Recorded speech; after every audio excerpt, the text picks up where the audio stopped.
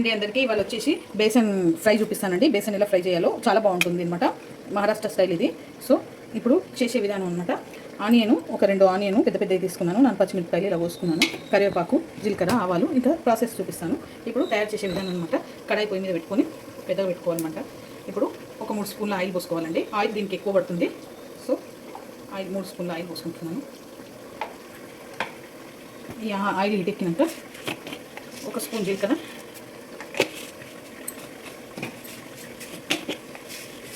ఒక స్పూన్ ఆవాలు వేసుకోవాలి. ఆవాలు ఎక్కువ అవసరం లేదు, కొంచెం వేసుకోవాలన్నమాట. ఇప్పుడు ఇవి వేడెక్కుతున్నాయి కదండి. సో ఆనియన్, పచ్చిమిర్చి వేసేసుకోవాలి.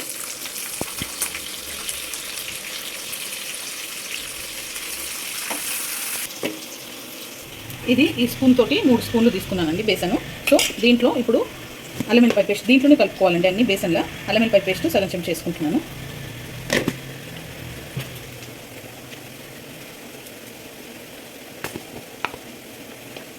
ఒక చెంచా కారం వేసుకుంటున్నాను.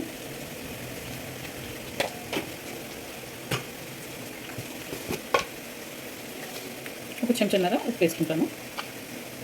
చెంచంలో కొంచెం సగం చెంచా పసుపు, ఒక చెంచా గరం మసాలా.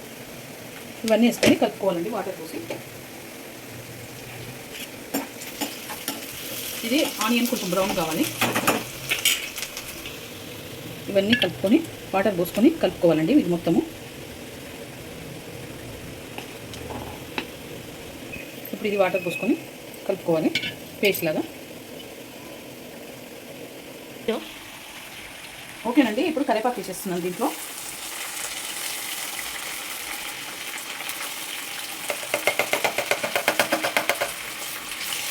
కరివేపాకు తీసి కలుపుకోవాలి.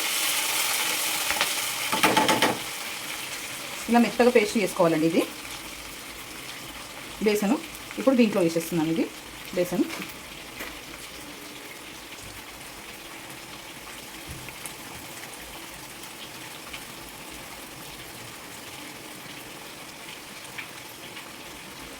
ఇలా వేసేసుకోవాలి. మొత్తము సిమ్లోనే కొంచెంసేపు ఇలాగే ఉంచుకోవాలన్నమాట. వేసేసుకొని సిమ్లని ఇలా వేసేసుకొని మూత పెట్టేసుకొని ఒక 5 మినిట్స్ దాకా ఉంచుకోవాలి.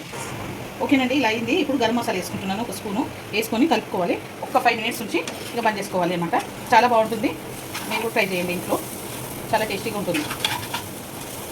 ఓకేనండి. ఈ రెసిపీ అయిపోయింది. ఈ వీడియో కనుక నచ్చితే లైక్ చేయండి, షేర్ చేయండి, కామెంట్ చేయండి, సబ్స్క్రైబ్ చేయండి. చాలా బాగుంటుంది. మీరు కూడా ట్రై చేయండి. రోటీస్లో కానీ, పూరీలోకి కానీ, రైస్లో కానీ అన్నింటిలోకి బాగుంటుంది. ట్రై చేయండి.